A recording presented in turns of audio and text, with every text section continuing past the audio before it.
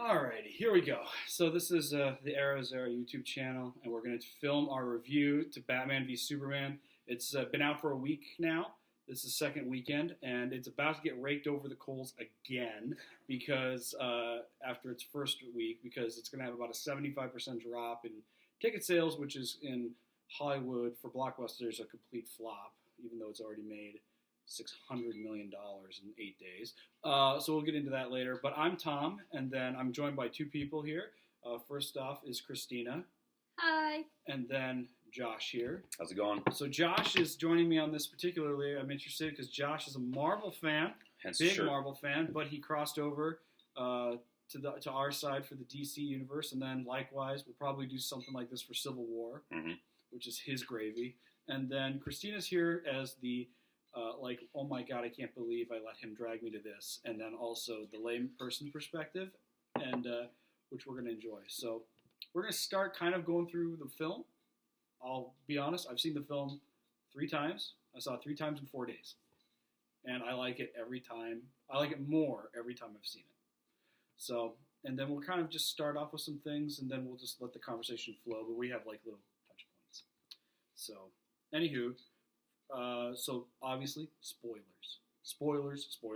Yeah, you haven't seen it, don't continue, because we are going to spoil it, and we don't give a crap if you get mad, because it's your own damn fault.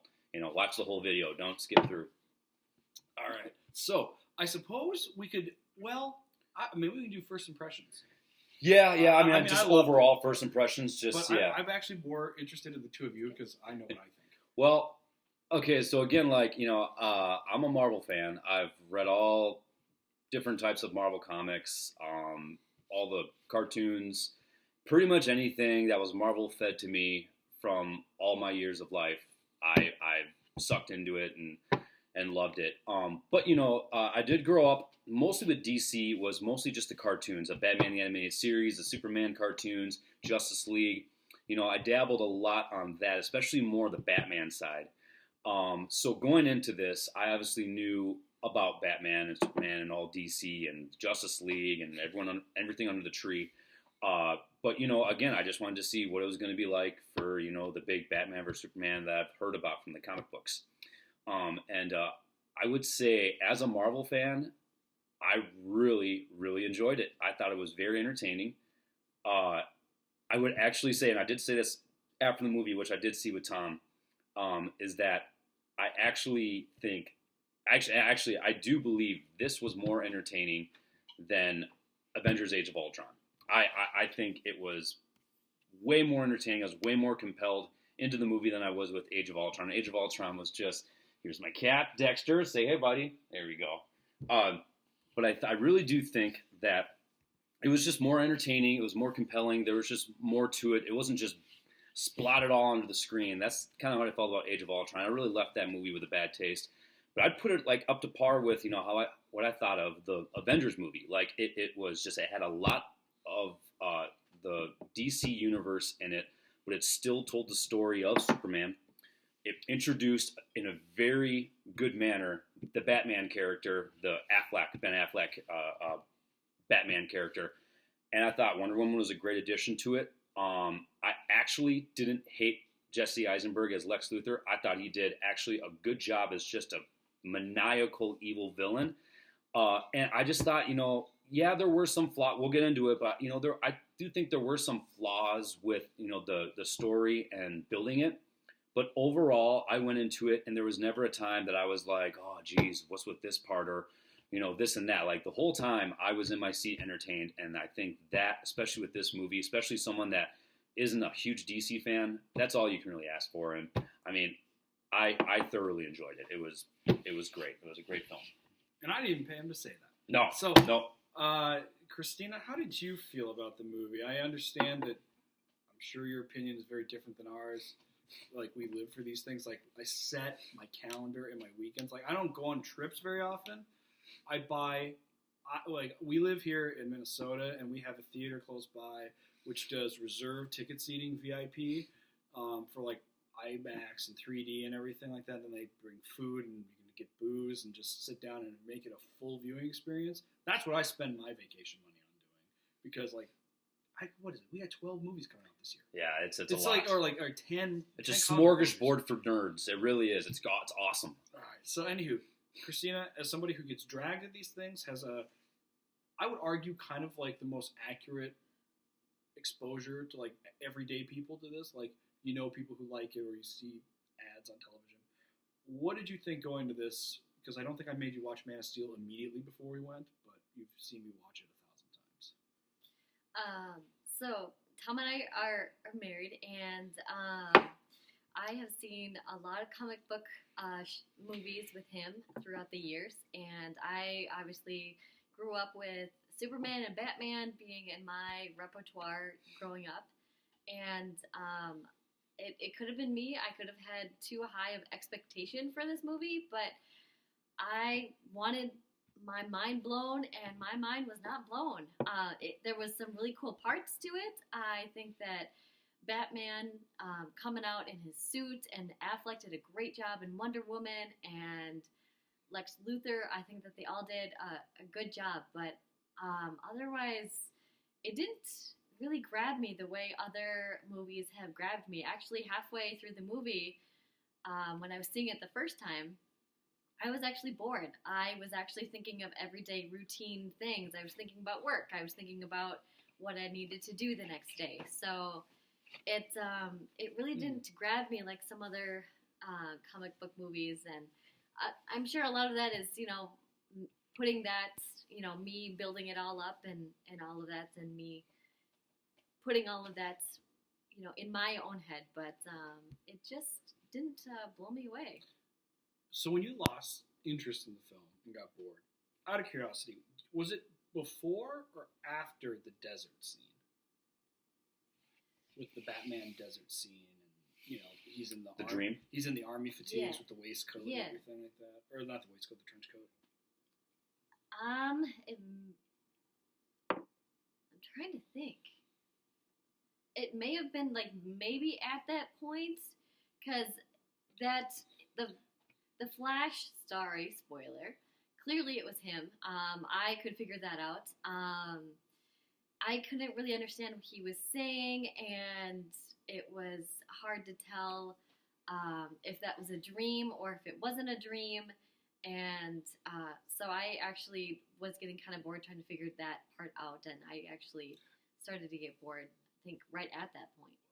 Interesting, because I think that consistently has been the make or break moment of the film, is that dream sequence, or whatever, whether it's a vision of a future, the future, a possible future, if it's a nightmare, a dream, whatever.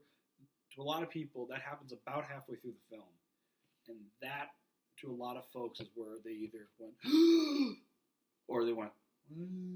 That's it's like you either love that moment or you hate it, and it's either like it's confusing to everybody, but it's either confusing that you want to know more and it excites you and kind of is a bolt of energy, or it's like, okay, this thing just jumped the shark. I don't know what's happening. What's that? He's mumbling. What is this weird looking Iron Man guy coming out of a portal doing, like, it's bizarre. And that is one of the things with these movies that is tough is, when you're introducing all these characters and you're trying to introduce this universe, you're trying to like put in stuff that, not a lot of people are going to know, exactly like, what Kristina was saying, she knew it was the Flash. Not everyone's going to know it's the Flash. There's a lot of people that are going to be like, what was that? And what sense did that make? Again, a lot of people aren't going to know that. If it weren't for the trailers, a lot of people would see Gal Gadot at the dinner scene at Lex's place, and they're going to be like, well, is that a love interest? Is that just some sort of Bond girl? Like, what's going on? She looks like a Bond girl for most of this.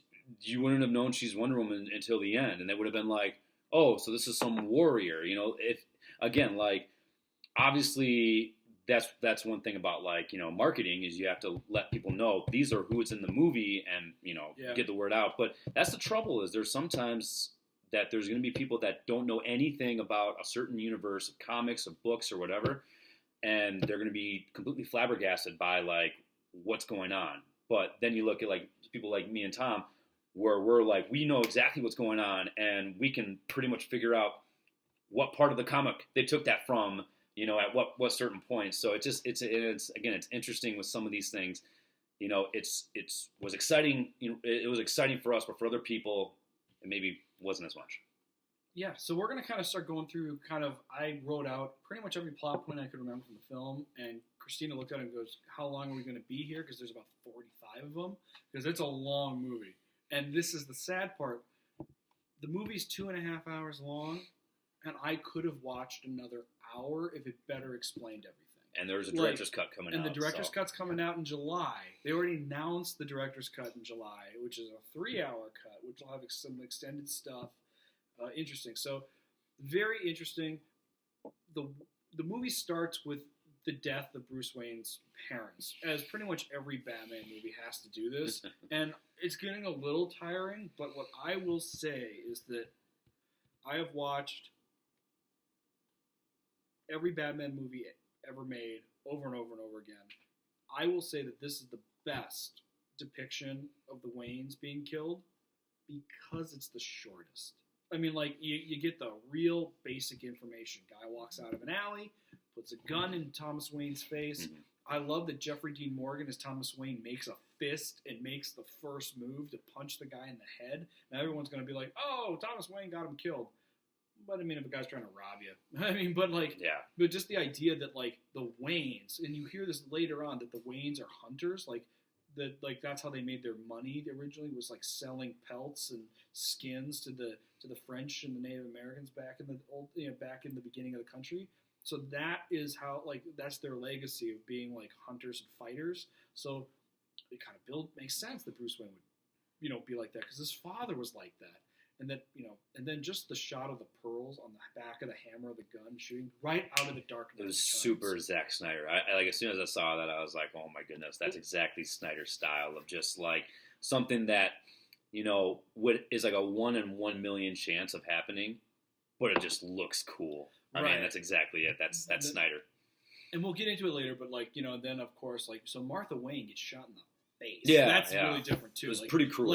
It's just the gun is on the necklace and just pops her in the head. Yeah. Her eye, you see her pupils go dead, and then Thomas is dying. He says her name, Martha, and she's already gone. Mm-hmm. And Bruce is just screaming. And then you see, he falls into the cave. The bats find him. He's the beginning of him becoming the Batman. Yeah. Whatever. So we've seen that. Yeah, it was a great quick introduction to Batman. In Marvel tie, it's very similar to when they did the origin story for the Hulk with Edward Norton's Hulk. Yep. They just did it in the credits. And it's we don't need to watch 40 minutes of this shit. I really hope that's what they really do. I know, not to get too much into Marvel, because this is more DC, but I hope they do it for the new Spider-Man film. I know it's not going to be an origin film, which is great. Yes. But I really hope that they do something like that, where it's just it kind of really explains a lot about Peter Parker. Very fast. But again, I agree. The funny thing is, what you said about Jeffrey Dean Morgan about making the fist and how the Waynes are hunters. When I first saw this, I actually wasn't a huge fan of the fist, because just how I've always envisioned Bruce Wayne's father is just more of a timid man and more of a man of peace, more of a man of not that. But again, this is a movie that's not exactly like that. It's not going to be your prototypical every other Batman film. As you watch it more and more, I actually was fine with him making that fist because of the hunters, and because of the way that Bruce Wayne is. No, it was great that they rushed right through that. That was fine. Just get out of the way. So the next point, which really is the start of the film, is watching the end of Man of Steel, the destruction of Metropolis, mm-hmm. from the scene and point of view of Bruce Wayne. And as Metropolis and Gotham are now Oakland and San Francisco across the bay, so they look at each other, and it's very interesting how Gotham's the Oakland of it, where it's poorer, more crime. People commute into Metropolis to go to work, but there are a lot of people who can't afford to live in Metropolis, so they end up living back in Gotham. And it's very interesting that, where it's a class system kind of a thing, and Gotham's always in the shadow of Metropolis. It's always dark and horrible. It's kind of like Newark. But it's just, so it's interesting like that. But you have, so we watched this, so that's kind of how interesting how Wayne is in Metropolis. He's not even in Metropolis, you find out. Right. He's watching it from Gotham, happening on the news, flies his Wayne chopper over there, gets dropped off, is racing through the city to get to his financial building in Metropolis. He watches the building go down. I thought that was heart-pounding genius to open the film pretty much like that, where it's like, why does Bruce Wayne hate this guy? Because as I understand it, Bruce Wayne has not been Batman for many, many years at the beginning of at the beginning of this film. Mm-hmm. He's not been Batman for a while. And then he's and this is what sparks him back into becoming Batman, watching this happen. And then they don't explain it enough during the film, but I get, after seeing it more and more, when Alfred later on as we meet Batman later on, you see some other things, but we'll get to that in a minute. But the destruction of Metropolis reignites Bruce Wayne. The scene that makes this, and it's in the trailers, but in the movie it's even more powerful, is when the building's going down in that 9/11 imagery, the one man who's running towards the storm, into the fire. Yep. Well, everyone else is running the other way. He doesn't need the cape and cowl to be the hero. He's running into the smoke, running into the fire, and it's you just see that he is the Batman. He is coming back. Mm-hmm. And so we see the destruction of Metropolis. He's watching all this stuff happen, and you just see the hatred, the rage kind of build up in his eyes when he's hugging the girl. Right. And I think that is something that is really good that they put that in there, because a lot of people were asking Tom, well, why is Batman so angry? Why are they going to fight? Well, I don't understand. And I feel like that scene really helped answer that question, because I know a lot of people were very confused, and I think that they did a really good job of showing how just infuriated he got when he saw his whole world, his friends just. And that's the thing, an animated series Josh brought up earlier, that's one of the things that I loved about this Batman, is you get tastes and pieces of pretty much every incarnation of Batman in this movie. Like, in the animated series, Bruce Wayne is known to be like the best boss in the world. Like he's invested. Wholesome man. He tries to. He's got a lot of employees, so he can't know everyone's name and story. But when he meets you, he remembers you. He comes back to you. Yep. There's an animated series episode where there's a villain or whatever like that. He's down on his luck, and then Batman beats the heck out of him, but he doesn't get him arrested because he tells Batman his sob story. Batman kind of lets him go, if I remember this. Mm-hmm. And then it turns out Wayne hires the guy to be in his building, to be in his thing, because he had lost his job, which is why he turned to crime. So then Bruce Wayne hires him and keeps him out of jail, on the light side. So anywho, Destruction of Metropolis. Then there is a hard cut, which is a little bit weird. It's 18 months later after Destruction of Metropolis. Hard cut. This is a scene that everyone starts pissing on. Africa. The Africa scene with Lois Lane and Jimmy Olsen. He's credited in the trailers and things as Jimmy Olsen. Shows up to interview warlords in Africa. So what happens there is that they start doing the interview. They start looking through the camera. They find a microchip. You find out that Jimmy Olsen's actually an undercover CIA operative. Right. A little bit weird. Yeah. Also, Jesse Eisenberg originally cast as Jimmy Olsen. Yeah. So probably no wonder why it was such a short. Spoiler alert: they kill him. The terrorists kill him. Which has happened in the comics. Yeah. I felt like it was actually a little too soon. Jimmy Olsen, he's not that big of a character, but it's still, it's just, I don't know. It's interesting. Does Jimmy Olsen work in a modern story? That's a good point. Well, though, the way he's depicted in the comics, he's very kind of like, oh shucks, Clark and Lois. That is a very good point. Can you do that in a way that doesn't make him look like? Unless he's like a 14-year-old intern, right? Paper, right. But but at the same time, you got to look at like Captain America movies, how they did it with Bucky Barnes. Bucky Barnes originally. Well, and again, like in the comic books, they really did a lot with the Winter Soldier and everything like that. I don't know. I kind of get what you're saying, Tom. But at the same time, I just feel like because he is in the comics and because he's one of those applicable characters, like whoever the editor is of the Daily Planet, Perry White. Again, the same thing, like. Perry White's definitely more of a hard ass, so it helps with it. But I don't know. I just feel like it was really soon. It was really quick. Overall, that Africa scene, I understand the importance of that scene, but I felt like it was definitely something that, especially after the destruction of Metropolis, it was a back down for me. It really didn't get too much excitement for me, but I know that it introduced a lot of characters that are in the film, and it did it was an important piece. It was a pawn in the piece of the chess pieces of the story. Like without it, everything's really messed up and hard to understand. But this one scene has a lot that goes into it. Interesting, because like with the 3-hour cut, my understanding is that's the scene that made the movie rated R originally. Oh, really? Is that it's heavily redacted. Heavily redacted. You actually, he introduces himself as Jimmy Olsen in the scene. You see a lot more violence because once... I can see that. Supposedly what happens is, because when you watch the film, it's like, well, Superman doesn't use guns. Like, how would they be blaming Superman for this? Yeah. Like, because like the village gets shot up and everything. Superman shows up, saves Lois, kills the warlord. Apparently what my understanding is they've redacted a lot because once Superman, once the private contractors start killing everybody, they kill the village. They kill a lot of people in the village. They don't just you see them shoot a couple of the bad guys, but they shoot up the village, which is what the woman's testifying later in the thing. Court, they shoot up a lot of the village, and then also the warlord people, because the warlord folks are killed. They come in and kill everybody else. So, and it's because Superman is kind of on the scene, and they don't know that these private contractors were there. Superman is seen as the inciting incident, and that there's all this collateral damage to just save Lois Lane. But apparently there's a lot more violence in that particular scene, which is why it was rated R. So that'll be interesting. So it's like 10 minutes is missing. Wow. I didn't know that. That's what I understand is like there's a lot of that in there. Oh. So they jump to Africa, and then there's another hard cut, which I know people don't like, but I don't know how you tell the story any other way. The World Engine. I thought it was fine. World Engine. Indian Ocean from Man of Steel. It was terraforming the world to turn it into Krypton. That's how you get kryptonite in this world.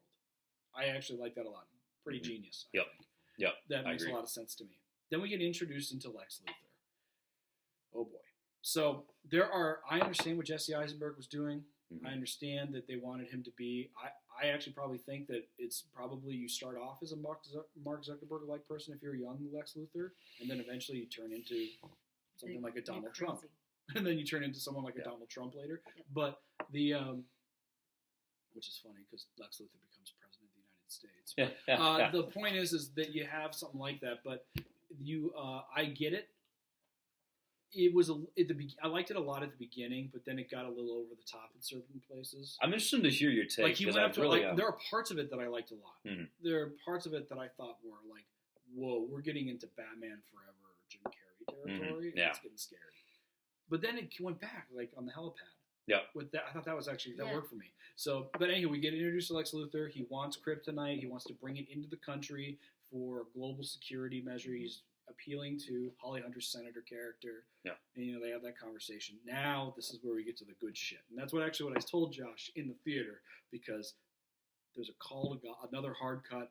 They go to Gotham. Police show up. You see a batarang in a wall, and there are these sex slave young girls in the basement. And they're all talking in a foreign language and subtitle. And they're like, "The devil, he saved us. The devil." And the cops don't understand what they're saying. They're trying to get him out of the jail. They won't leave because they're like, "He's still here," and you hear screaming. That is so good. And then because Batman is supposed to be like a nightmare. Yeah, no, a demon. Like this guy. This is why I like Ben Affleck so much. He is the best. I think he's the best Batman, period, that we've ever seen on film. Partly because he's the best. He's the truest looking Batman we've ever seen. Ben Affleck is 6'5", and he's about 250 pounds of muscle. Yep.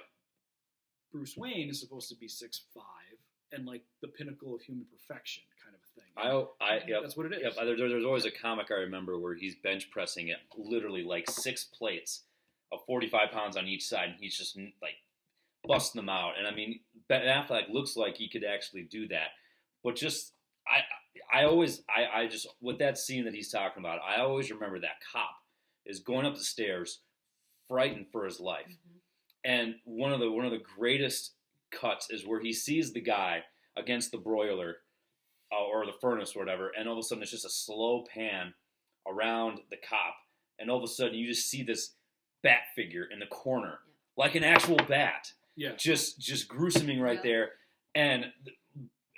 It was great. It was awesome. And it is like, it's interesting. So I like that a lot. And then we get introduced. It's not on this list of things, but we get introduced after that. He comes down into the Batcave. very different looking Batcave than we've seen before. It's very, I like it. It's actually, even though it's multi-layered, it's actually quite simple. Yeah. Like it's very simple. It's a computer with a lot of screens, and then there's a workshop. Yep, you meet Alfred. Yep, you meet Alfred. Alfred. Jeremy Irons. That's Alfred. Yeah. I mean, he did a really great job. I thought he actually kept going with how Alfred should be. I felt like the Michael Caine and the Nolan films was truly, I think, the Alfred that in the comics, where he's actually like isn't he like a former MI6 agent or something like that? Isn't he like, because this one he is too. They cut it out, but they tell about it. Well, and that's the thing is the older ones, especially myself, growing up with the animated series, you always see Alfred as like this lonely, pathetic butler, like that, and that's what he is. Like he just helps Bruce with whatever, even the Batman stuff. But it wasn't until The Dark Knight that another friend of mine who's really into DC mentioned that no, that's how Alfred should be. Alfred should be actually makes sense. Yeah, a badass. I just thought Irons, especially with the little screen time that he had, more of that. Yeah, did a great job of still being that like badass Alfred, but and sarcastic. Yeah, he was exactly. His sarcastic. He did a great job of being very sarcastic, and that's kind of how I feel like a butler should be. The one person that can do that. So interesting. So like, I 100% agree. I like this interpretation. Jeff Johns introduced this, so he runs DC Comics right now. And he's a consultant on all the films, TV shows, and whatever. Jeff Johns wrote Batman Year One, and that's what introduced the first Alfred as being a former MI6 agent. And when you think about it, the Waynes are the most popular family, the richest family in Gotham, one of the richest in the world, most popular. In reality, a bodyguard in England, the nannies for the royal family are essentially Secret Service agents. Yeah. They go through stunt driving trainings. They do all this stuff. They're trained in all forms of combat. That makes because sense. you have high-profile kidnapper, a high-profile kidnapping victim. They need to be able to defend the kid if they're going to be out there nannying the child. That makes sense. Makes total sense that the butler is just the facade. He is a bodyguard. He's the bodyguard to Bruce Wayne, is what he really is. Pretty much. And the butler is just kind of what he does in the public face, so he's unassuming. I love that. So we introduced a wonderful Alfred, the back and forth talk, very funny. Yeah, you learn a lot. You learn a lot between those two. The voice of Scar, just like think about that. Like I know, exactly. And another thing that I believe is mentioned about this is because in the scene where he goes back to the Batcave. It's before Lex's party that he's invited to, and he wants to go to Lex's party. Well, he wants to break into Lex's mansion to steal a hard drive as Batman. Jeremy Irons' Alfred actually convinces him, no, you have to go as Bruce Wayne, and he says, because you got an invitation to go to Lex's party. And there's a scene where Batman is down in where he keeps his suit, and he's looking at it very snarling, like you could tell he's like, I really want to do this as Batman. But Alfred's right, and as he walks away, you see Robin's costume, the dead Robin costume with the Joker. The joke's on you, ha ha ha ha. So that basically shows you that something happened. Which is probably why he stopped being Batman. Which is why he probably stopped being Batman. So, but again, like we now know that Affleck has written a script for the upcoming solo Batman film. More than likely, he'll direct it. And I think we're all totally cool with that. Whenever they comes out. I mean, we're filming Justice League in 10 days. So it probably will be after. Who knows what it might be it might be a prelude to this. It might be. I have to go sequel. Yeah. I really want to see. I really hope that you sequel. You could do flashbacks to it, but I want a sequel. I want the Red Hood story. Yep. That's exactly what I was alluding to. I want Red Hood's story. I want Jared Leto as the Joker. I want the Red Hood. Yep. You get a young Joker. A younger version of the Joker. You can do flashbacks to a younger Batman. You see Jason Todd get killed. Fan cast. I want the guy from Breaking Bad. I want Jesse from Breaking Bad. What's his real name? Whatever. The actor. Doesn't. Yeah, bitch. You know who we're talking about. Yeah. I want that guy to play Jason Todd. But that was just a little scene that very quick. Party. We go to the party. Yep. Bruce Wayne shows up. Clark Kent. This is one of those kind of BS moments because I don't think the movie's perfect either. This is a moment that's kind of like, give me a break. He doesn't Yeah. know who Clark. He doesn't know who Bruce Wayne is. Yeah. Like, how do you not know who Bruce Wayne is? Yeah. Exactly. I mean, like, but anywho, they go there, they meet. I love the scene though, the confrontation scene between Bruce Wayne and Clark Kent. Yeah, it's definitely pretty intimidating to both. You know, they're both standing their ground. You know, overall, this scene could have been maybe a little shorter, in my opinion.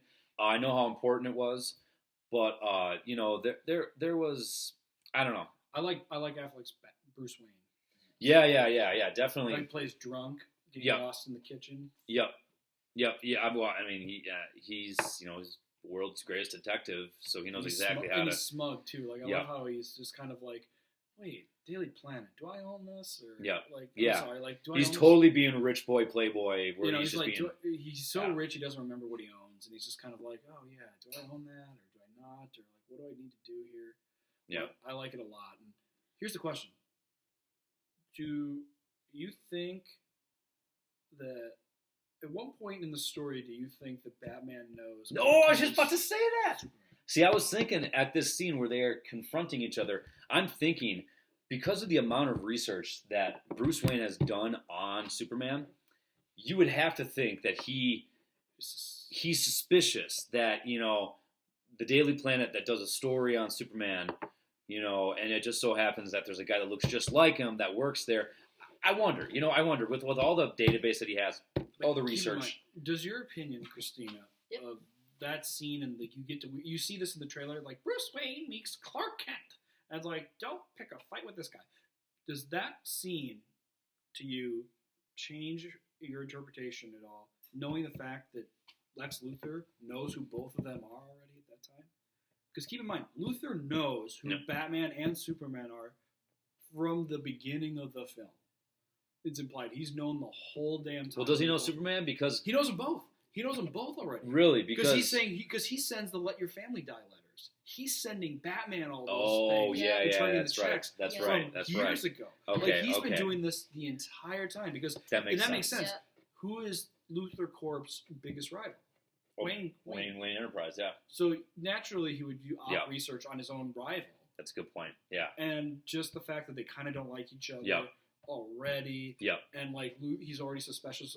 Batman and Bruce Wayne is already suspicious of Luthor. Luthor's clearly been investigating him in the Batman sightings. Anywho, So I'm sorry. What was your question? Does that scene mean anything different to you, knowing that Luthor set that whole thing up? Like he invited Clark Kent to that party and Bruce Wayne to that party so that they would meet each other. I think it's clear that like he is up to something for sure. That he clearly knows who they are. Beyond that, it didn't really mean that much to me. Doesn't change. Okay. It doesn't really. It's fine. I mean, like a lot of people don't understand. A lot of people didn't catch that like he knows the whole time. I figured that out, but beyond that, it didn't really mean anything. It just looked like, oh, he's up to something. Mm-hmm. Clearly, let's see what it is, and I think it was a nice like setup, I guess. What do you think about Diana Prince being introduced here, stealing the hard drive from Bruce Wayne, i.e. Wonder Woman? Right. So I think that he at that scene could have been a little bit more flirty. I didn't really believe it when he said, "Oh, I like those shoes." Mm-hmm. I didn't really buy that whole. That whole flirtatious kind of snobby boy thing. Okay. I did a little bit earlier in the party scene when he was talking about, oh, do I own this paper? Do I not? But I think it was very, very sneaky of her to do that, and I think that she was very good, very sly, very slick, very. And she knows that he can't chase her. Right, exactly, and she clearly just used her womanly wiles to just lure him out, and she knew what she was doing, and I think that was good.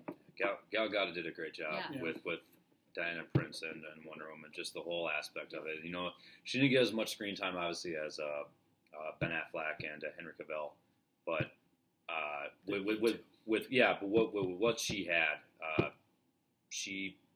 she made a very convincing Wonder Woman. I mean, I'd say this is one of the most anticipated appearances in a film for a comic book character in quite some time. I mean, I agree. We've never seen Wonder Woman on screen ever, unless you're looking back at those cheesy TV shows. Right. You know, that's about Never big screen. Never big screen. And she'll be the first woman to headline her own like major comic book. That's huge, and that's huge. And that's Marvel. Well, that's I mean, that's the one thing that Marvel has definitely taken a step back at. You know, I know we're gonna get Miss Marvel coming up soon, but still, that's phase 3, and we're getting up. Anyways.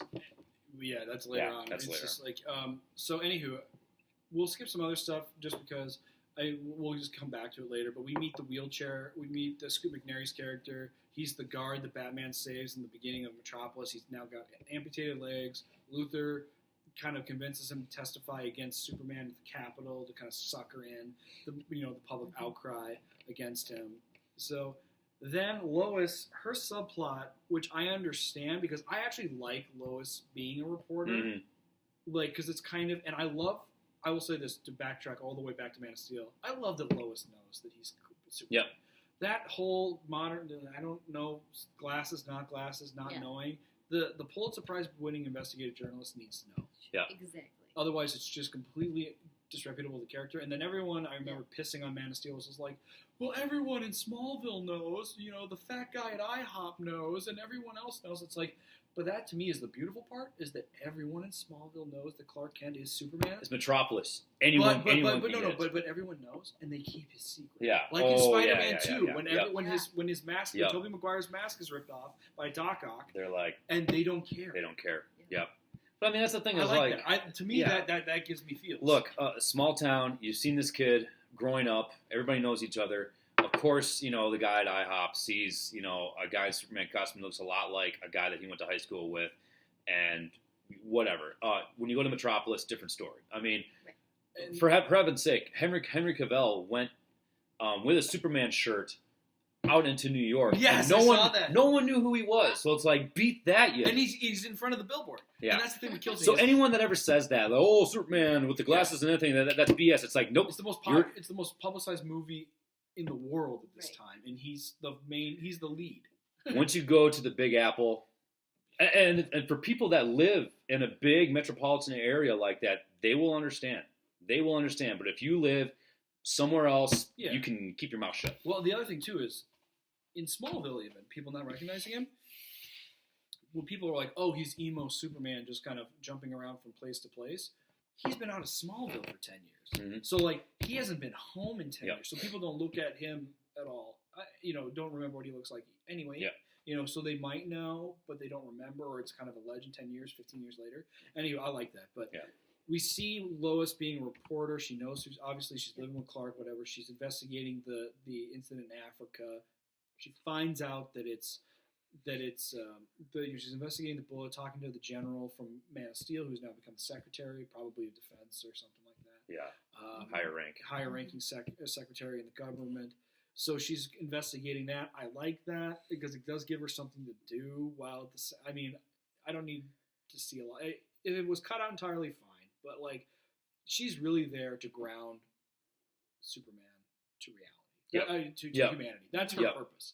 And we'll get into that later. So, Batman stealing the kryptonite, decides because he can't get the hard drive, he can't get into Luthor's place. He finds out that the white Portuguese is carrying kryptonite. Yep. I have these out of order, but here's the thing. So he finds out the white Portuguese is carrying kryptonite. Because Wonder Woman gives him the drive back, and he's able to decrypt it. While he's decrypting it, let's talk about the moment that lost Kristina but made me and me. I almost cried. I was super excited about this too. I just I've been saying this for a long time, but growing up as a comic book nerd and being beaten up and teased for this, I cannot believe I've lived this long that I get to watch Batman and Superman and Wonder Woman punch each other and then something else in a $400 million movie, and then in the middle of all this good that's happening, I get the Flash, and we see out of nowhere. We see Midnight Batman. As I've read more about this, when he comes out and he's looking across and you see the Omega symbol burned into the ground. That's the bay between Gotham and Metropolis. Oh, it's dried up. It's gone. Yep, so that's the bay with the Omega symbol. You see a symbol with Omega, which is so he's in Gotham looking at the destroyed Metropolis across the bay. Yeah. He's trying to get kryptonite. We see Mad Max Batman. He's got the trench coat, but he's still wearing the armor fatigues. We see, he's going to get kryptonite, but then the guys turn on him. We see what is a variation of the Sons of Batman from Dark Knight. Yep. And then we see the Superman soldiers, which is Injustice, Gods Among Us. Yep. Yeah, I know. See, and again, like, for being a DC fan, all that stuff that I saw in there, I knew it was literally like... We see boom tubes. Flames going out of the sky, which are teleporters to Apocalypse, the planet, not the Marvel villain. But, God, it's so good. And then we see parademons, the winged creatures. Yep. It's our Apocalypse soldiers, like, beating up Batman and the people, and it's so much good. And then we see Superman come down, and he's got his soldiers, which is straight out of Injustice. And then he says, he rips the mask off, we've seen, and he says, "She was my world, and you took her from me." Yep. And then he puts his hand on Batman's chest. After burning all the other ones, cutting them in half with his laser eyes, he cut all of Batman's other people in half. He puts his hand on the chest, and he's kind of sad, and then you see him get angry Superman and push his hand. You don't see it, but what he's doing is ripping out Batman's heart. That is out of Injustice, when Superman is tricked into killing Lois Lane. The Joker tricks him into killing Lois Lane while she's pregnant with their kid. Because he gasses him and makes him think that he's fighting Doomsday and flies her into space and kills her. Releasing, and her heartbeat is triggered to an atomic bomb in Metropolis. So by killing his wife, unborn child, and blowing Metropolis to hell with an atom bomb, Batman's interrogating the Joker. Superman shows up, puts his fist through the Joker, and rips out his heart and becomes the tyrant that takes over the world and Injustice. And Batman and Superman are enemies in that storyline. That's what that's an homage to. So you can see why you were literally geeking over. Oh my God, over I that. couldn't believe how much stuff. But then it's what happens next. That's so then he really wakes cool. up, and then you see this fluttering stuff, and you hear Ezra. You see this creature coming out of like a portal, and you see this Iron Man looking thing in a suit with a red face mask, and it opens up, and you see that most people again don't know who it is necessarily, but it's the Flash, and he's talking to Bruce, and he says, if I remember it right correctly, Bruce, Lois Lane. Lois Lane is the key. Yep. And then he says, "You were right." No, am I too soon? Oh, I'm too soon. You were right about him. You've always been right about him. You have to find us, Bruce. You have to find us. And then he gets sucked away. And then Bruce wakes up again, so you don't know if it's a dream or what's happening. Yep. My theory. Yeah. My theory. Yeah, exactly. The Flash I think that Flash pulled Bruce Wayne into a future, like essentially pulled him into the future to show him what is going to happen if they don't do certain things, and the Superman will go bad. Yep. And then he got kicked out of that dream, and then as the Flash was getting sucked back into his own time, that's what we see. And it makes I think he dragged Bruce Wayne into the future to show him what's going to happen potentially if they don't change it. And then as Barry Allen was letting go of Bruce Wayne, we got the scene in the cave where he's telling him stuff, and then he got sucked back even further because he showed up too early. And then that's where the decryption of the hard drive is pretty much taken care of. And then the discovery of where the kryptonite is, and Wonder Woman, and all the basically all the files for the remaining metahumans is what they were. Yes. Yeah. Metahumans is what they were decrypted as. Which is what they say in the Flash right now on the TV show. Yep. So, basically, it's basically referencing Flash, Aquaman, and Cyborg, and Wonder Woman, hensing to the Justice League. But before he dabbles too much into that, he goes into Wonder Woman's profile, and he sees a picture of Wonder Woman from 1918 with 3 other men, and one of those men being Chris Pine. Who is Steve Trevor. And so, and then you basically see what's going to happen. And she's in the Wonder Woman regalia. Yep. And she hasn't aged a day. Yep. So then I think right then and there, Bruce pretty much knows this person that stole this hard drive and who I flirted with at a party is Even though he opens up only one photo and one file, like every one of them have like 20 files. Yeah. On them. Yep. Like it's interesting. So yeah. So we get into the finding of the kryptonite, the car chase scene. I won't go too in depth. It was okay. It's really a scene just designed to show how cool the Batmobile is. Which I thought was, but okay. Now I'm putting aside the crazy Batmobiles from Batman Forever and Batman and Robin. Those ones were absolutely ridiculous. But this is a man that I still think that the Michael Keaton film Batman Batmobiles are the best. I think that's just a classic. I mean, that's what I grew up with. I just love that Batmobile. But I thought this one was really weak. I don't know why, but I thought this Batmobile was just. I don't know if it's just because it wasn't really enough shown or what. It looks like Tim Burton's Batman. I don't know. It's had just sex with the Tumbler. It looked too steampunk for me. It looked like the Tumbler met the 1989. I wasn't the biggest fan of that Batmobile. But again, they didn't really show too much of it. Yeah, I mean, you see him running over cars and shit like that, chasing down the kryptonite. People are pissed because he does kill people in this. Like he's shooting up cars and killing people and things are exploding. No, I think I agree with Josh. I think that this Batmobile was not the coolest. I think that the other one that we saw where it can convert into a motorcycle and it had the giant tires and all of that, I think that was cooler. Yeah. And I honestly thought that when Superman and Batman kind of collide, the Batmobile collides with Superman, I actually thought that the Batmobile was just toast. He rips the doors off and everything. You see that in the trailer. And I was like, there's no way that this car is going to be able to make it all the way back to the Batcave because it just ran. It just barely does.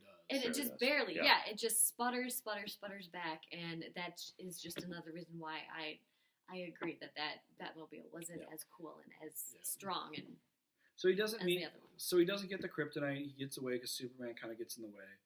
But he has the tracker on it, which is kind of weird considering, like, why is he tracking it if he's chasing it? But it's in case he doesn't get to it in time. He can know where it is. I suppose as a backup, whatever. Mm-hmm. Squibbles. Then we have the scene at the Capitol. Now that the wheelchair guy is testifying, Superman is challenged in an ultimatum to come to the Capitol to testify. He comes in to the Capitol. He walks in. Well, there. Well, but before that, Lex is talking with the senator. Yeah. And they're having a little bit of an exchange. Pretty much, Lex is trying to shove. Senator shoves back. Doesn't go with any of his crap. And it's just, it's Lex being Lex. He's basically just kind of... It's weird because at the time, I didn't think something was really coming up. I figured something would happen later. But then everyone's in that Senate room, including Superman, except for Lex Luthor. Even his assistant is in there. Even his Marcy Graves in there. Yep, he sends his assistant in there. Superman goes in and he's about to testify. Yep, Senator is talking. Yep, and I actually really thought he was going to get to say some of his point of view here, which is, and I like this depiction of Superman. A lot of people are like, oh, he's so sad and he hates being a hero and he's miserable, but I like it, I dig it. It's like if a god showed up in this world, half the world would love him, half the world would hate him, most people would be afraid of him. And I would absolutely agree with the fact that it's just like no matter what he does, there's always going to be a consequence, and depending on what side of that consequence you're on, you're either pro that or anti that. Yep. And I just like this thing of like no matter what I do, there's always a consequence for being Superman. Absolutely. Every act, and that's something that like just doesn't get... has never been addressed before, and I like it. So we were in the Senate hearing, and then an homage to the first meeting of Lex Luthor and the senator when they're kind of going back and forth, and she goes, "You can do whatever you can." He goes, "Can I call you June?" And she goes, "You can call me whatever you want. You can take a bucket of piss and call it Granny's peach tea for all I care." She's in the Senate hearing. She's starting to talk, and she turns over a jar, and it says Granny's peach tea, which is clearly just Luthor peeing into a jar and left it on her desk, which is weird. And then at that moment she realizes, oh shit, something's up. And Superman's listening to her, kind of like she's stuttering. And then there's 1 second where she goes quiet, and then Superman goes, and then boom, the chair explodes. Yep. Everyone's dead. this explosion. Oh my god! I At the couldn't believe Capitol. they did that. It was they did it. I was shocked. Like I was not seeing that coming. Yeah. And all of a sudden, when I saw, the senator and Superman were like looking concerned, I was like, something's gonna happen. And then as soon as it happened, I was like, how did I not see this coming? But yeah, everything's destroyed. All the people that were in that building, except Superman, are dead. The scene that I love, though, that's the scene that sold this movie from Superman's point of view, is the look on his face when he's standing there. He hasn't moved. Everything's on fire. Everything's blown apart. He's still standing there unharmed, and he's just shaking his head quietly, kind of like, oh my fucking god, how did this happen? Yeah. Like, I let this happen again, or like something happened. Like, how did I not see it? What was I doing? Yep. And anywho, so we see that he has the Capitol issue, and he actually talks to Lois Lane about that. About I wasn't looking for. I wasn't looking. Yes. And you could clearly tell that he was just like, what was I thinking? Why did I not look for something like that to happen? And you could tell that he was like, I'm an idiot. Like, no. Why didn't I do that? Yeah. Mm-hmm. Amateur mistake. Yeah. So, and that's the thing too, is like he's only been Superman for like a year and a half. But so we have the explosion. Bruce Wayne is also at the time from that employee that used to be his employee. That's who explodes. He's reading all these letters of return checks, essentially blaming Bruce Wayne for not taking action against Superman, which is weird because why would this guy know who Superman is? But then you find out it's actually Lex sending all these things, which is really interesting. Which means Lex knows who Batman is. But so then we have so then Bruce, after the explosion, we don't see this. I hear that this is also a scene that might be coming in where Batman breaks into Luthor Corps and steals the kryptonite. Because Luthor shows up and there's all these because in the movie Luthor shows up and all of a sudden where the kryptonite was is broken and there's a batarang in it. Yeah, so and all of his people are either being wheeled out on stretchers. So so I guess that'd be a sweet deleted scene. That'd be awesome just to see him. He goes like, "Fine, we're gonna go full Batman." Yeah. And then you get the scene where 44-year-old Ben Affleck gets to just show that he lost a lot of weight and became really ripped. So he does this workout scene. Yeah. Which he's pulling tires. He's like lifting he's doing bricks. Pull-ups with like 90 or 130 pounds of just like strapped around his waist. Strapped around his waist and everything. Anyway, he's just getting prepped. You see him weaponizing the kryptonite. Getting ready for the battle, scoping it out, being the tactician and strategist that he is. Brilliant. Which is where I started to, get my interest back into the movie. Yeah. So obvious reasons. Yeah, obvious reasons. So then we have this one thing here. Lois and Martha Kent get kidnapped by Luthor. Yeah. And this is really where we start getting into the kind of the real. This is where the movie really takes off until the end. Luthor is, reveals himself to Clark, to Superman. He shows up at Luthor Corps. So he goes, you know that Lois Lane is the key to Superman. So he just throws her off Luthor Tower, the tallest building in Metropolis. Yeah. He saves her. He flies back up and he's like, I'm going to take you in and what are you going to do? And he goes like, well, your special lady's in danger. He goes, she's safely on the ground. What are you talking about? What about you? And he goes, well, I'm talking about your mother. And then you see that he has these Polaroids or whatever like that, and which of Martha Kent tied up, and she has witch written across her head, which is interesting because he was like, what do you do with witches? You burn them. And that's like, oh my god, he's gonna burn Martha Kent alive. I gotta say, like, throughout the movie, like I was like, okay, Eisenberg has done his little thing and whatever, but this scene really kind of like blew me over with like, okay, he did a really good psychotic Luthor. Now, I wouldn't say it's exactly like the Luthor that you would see, like the Luthor I grew up with in the cartoons, not like that. And that was one thing before the movie came out that I was like, Eisenberg, you're gonna get some dorky, computer nerd to be Lex Luthor. I was like, no, that's not how it should be, But again, this movie, I feel like Eisenberg's Luthor is a perfect villain for this movie. I really think he literally has to be. I mean, the person has to be so psychotic that he would literally be the puppet master to bring Superman and Batman together, bring it all together. I mean, so again, like people can have the opinion that they didn't like Eisenberg's Luthor for many reasons, but you have to agree, like Luthor's a genius. Yeah. But Eisenberg just did a really good job of going full on batshit crazy, and I think that's exactly what this. Yeah, do you think it's crazy as from the ship?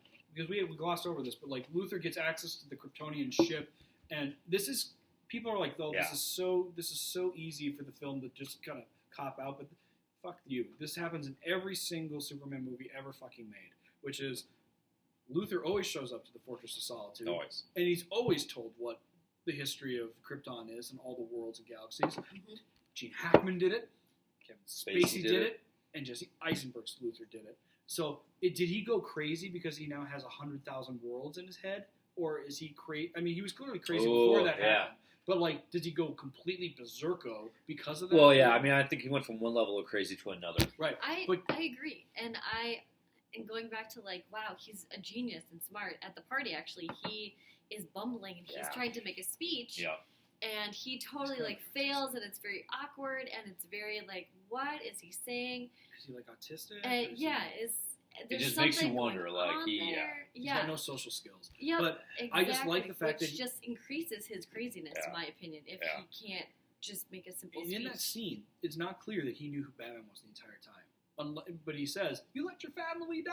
Yeah. You know, he goes. He didn't take a lot to push him over the edge, but just a few letters. You let your family die. Yeah. And then he says that, and it's like, because that's what's on the last note. So clearly, Luthor wrote the note. Yeah. Yeah. So, anywho, he tells Clark, "You have to kill Batman, or I'm killing your mother." Does that necessarily have to happen? No, but as far as like plot point goes, but it gives a more commonplace understanding of why they're really gonna. Why is Superman gonna? We know why Batman's going to try to kill Superman, but why would Superman really fight Batman? Because when he had him face to face with no armor in the Batmobile, he just goes, just don't go to the light anymore. Consider this mercy, and he flies away. Like that's as far as Superman's willing to go, just to give him a warning and maybe break a leg later. Yeah. But like he's not really willing to kill him or anything. Anywho, they go to fight. We get the fight. It's about almost 2 hours into the film. Like we get the fight. It's a good build-up, though. It's an 8-minute fight. Build-up. A lot of people are kind of like, "Wow, that fight was literally short." But I mean, when you're fighting Superman, how long? I thought it was well timed. I thought it was a great amount of time. It was not too much, but there was enough points where it was like you could tell Superman was being Superman, and of course there are times in the fight where Batman is using his kryptonite weapons and making Superman mortal, and there's some good word exchange. Yeah, well, it's great. I like at the beginning. So he lands and he goes, "Bruce, Luthor is doing this. We have to just give me a second." Then Batman starts fighting immediately. But when does Clark find out it's Bruce? Does he find out when he lands and he looks through with X-ray vision, which we don't ever really see him use as Superman, the X-ray vision. We only see him use it as I wonder. As a kid, but like we never see him use it as an adult. Or is it when he hears Alfred in Batman's ear at the party when he's downloading the hard drive? Because Clark can hear that. Oh. When does he find out that he's Batman? That could be. It could be either one. Yeah, that's interesting. I mean, that'd be something to look over. It's a little jarring because he just lands and goes, "Bruce." Well, yeah, and then Batman I noticed kind that of too. Smiles, but it's just kind of like, is he just looking at that time and kind of peeking? Because there's a comic book episode where Superman and Batman are confronting each other, and he goes, "You peeked, didn't you?" And Clark goes, "Yeah." And he goes like, yeah, I did, Mr. Wayne. And then it's just, so they fight. Oh, God, that fight is so good. It was good. He's in the Dark Knight Returns armor. They're fighting. He's got the sound machines, which is in the Dark Knight Returns fight. The Gatling guns shooting him down. That's in the fight. The fact that he's got the kryptonite gas. It's not shot from Oliver Queen, which is in the Dark Knight Returns, but it's a weaponized gas that weakens Superman. Yep. Beats the hell out of him. He's going to do the spear. Here we go. This is the part that I have a little bit of a problem with. The Martha moment. Yeah, it seems kind of lame. I want you to talk first. Kind of lame to me that it all boils down to that both of them are mama's boys. And I mean, everybody should love their mom, obviously, clearly. And, Bruce doesn't have one anymore. I get it. But it's also, like, I thought that was kind of lame. You thought that was lame? Yeah, because, how do you know that name? And, oh my gosh. And it's like, really, this. It is weird that he says save Martha, not save my mother. Save Martha. Right. Yeah, I would never call my mom's real name. I would always just go save my mom. My mother. You have to say. But again, like, I don't know. I mean, on paper, I think it's brilliant. Like, if you read that in a script, I think that's genius. I really had no problem with it, but I didn't love it. I think the more and more I look back at it, I do kind of think like, so all it took was a name to like bring these two together. I mean, it's not just the name. It is a little Step Brothers-y. Did we just become best friends? Yeah. Exactly. Like but again, like I think really more than anything, it really does go with the movie, because in the beginning of the movie, when Ben Affleck is talking about his past, when his parents die, and how he had a dream that made him become Batman and be okay and not have fear and whatever, it's a big moment in his life. So of course, anytime that the name Martha comes up, it's a trigger. So I thought that was the nightmare scene when the bat comes through. Yep. Through Martha's grave. Yep. Thomas. So that's the thing, is like, I think that's why when I keep looking back at it, I'm okay with it, because it kind of triggers that, and then he realizes Superman isn't an alien. He may be an alien, but he's just like you and me in the aspect of he has a family, he has a mom that he cares about, and the most important thing is that she is safe. That I understand, but at the same time, like, I agree with you where the fact that it's like, all you had to say was Martha, and that's it. That's what brings it all together. So I'm kind of torn between it, where I get it, but at the same time, it's like it could have been done differently to make it. I don't know. But again, like, that, it is what it is. That's what's in the movie. So. All right. I'll admit it. I love it. It totally works for me. And that's fine. 3 levels. 3 reasons that it works for me, real quick. Number 1, they don't play on it enough, but you get more of it in this movie than anywhere else. Batman's crazy. Like, you have to remember. At this point, yes. No. All the time. Like, you have to be certifiably fucking nuts a little bit to dress up as a vigilante and beat people up at night. That's true. And bring children out with you. That's true. Like, you're nuts if you do this.